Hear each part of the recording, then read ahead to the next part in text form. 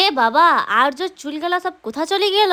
আর আমি এবার কোথায় গেছিলাম পুজো দিতে সবটাই বলবো আজকের এই ভিডিওটাতে, তো স্কিপ না করে পুরোটা দেখো। দাঁড়াও প্রথমেই তোমাদের কাছে ক্ষমা চেয়ে নিচ্ছি, এই ভিডিওটা না অনেকদিন আগেকার। এই ভিডিওটা ঠিক কতদিন আগেকার, এই ভিডিওটা শেষ পর্যন্ত দেখলেই তোমরা বুঝতে পারবে। তো সেদিন আমরা চলে গেছিলাম গড়শিমুলে, তাও আবার টোটোতে করে। আমাদের বাড়ি থেকে কিন্তু গড়শিমুলে অনেকটাই রাস্তা, টোটোতে করে যেতে যেতে কিন্তু আমাদের পা, হাত পা, কোমর সব একদম ব্যথা হয়ে গেছিল। কিন্তু মায়ের দর্শনে যাচ্ছি এটা ভেবে মনে শান্তি লাগছিল। তারপর আমরা অনেকটা পথ অতিক্রম করে চলে আসি মন্দিরে। আর মন্দিরে গিয়ে দেখি দাদা, বৌদি, আর্য আগে থেকে এসে হাজির। তারপর আমি মন্দিরটা একটু ঘুরতে থাকি, আর এখানে এসেও যে আমার ভালোবাসার মানুষদের সাথে আমার দেখা হয়ে যাবে সেটা আমি ভাবিও নাই। যাই হোক, তোমরা যে আমার ভিডিও দেখছো, আমাকে সাপোর্ট করছো, এটাই আমার জন্য অনেক। এইদিকে মাসি আর দিদির সাথে আমি চলে এসেছি দোকানে পুজোর জিনিস নিতে।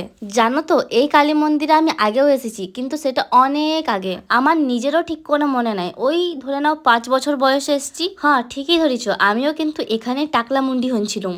যেহেতু আমি তখন অনেক ছোট ছিলাম, তারপরেও কিন্তু আমার কিছু কিছু জিনিস অনেক মনে পড়ে। আমরা যখন মন্দিরে গেছিলাম তখন কিন্তু অনেকটাই ভিড় ছিল, কিন্তু তারপরেও আমাদের পুজোটা ভালোভাবেই হয়েছে। পুজো দেওয়ার পর বাইরে বেরোয় দেখি, ও বাবা, মিশন তো সাকসেসফুল। মানে আমি কিন্তু অনেক বড় একটা জিনিস মিস করে গেছি। বুঝতে পারছো তো, মানে আমরা যখন পুজো দিচ্ছিলাম তখন কিন্তু আর্যর চুলগেলা মা কালীকে দেওয়া হয়ে গেছিল।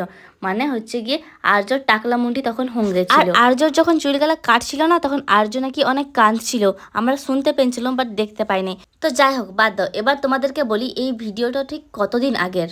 দেখো, আর্য কবে টাকলা মুন্ডি করেছে ওই ডেটটা কিন্তু আমার মনে নাই, তবে এইটুকু তোমাদেরকে বলতে পারি যে আর্যর কিন্তু এখন চুল গজেং গেছে, তাও আবার বড় বড়। এবার তোমরাই বুঝিলাও ভিডিওটা ঠিক কতদিন আগের। পুজো দিয়ে খাওয়া দাওয়া কমপ্লিট করে আমরা চলে গেছিলাম নদী দেখতে, কিন্তু কি আর বলবো, দুঃখের কথা, নদীটা খুঁজেই পেলাম না আমরা। আর খুঁজেই বা পাবো কি করে? নদীতে জল থাকবে তবে তো বুঝতে পারবো যে এটা নদী বেটে। জলেই নাই, মনে হচ্ছে নদী তো নয়, যেন পুকুর। তারপর ঘোরাফেরা কমপ্লিট করে আমরা চলে আসি ঘর।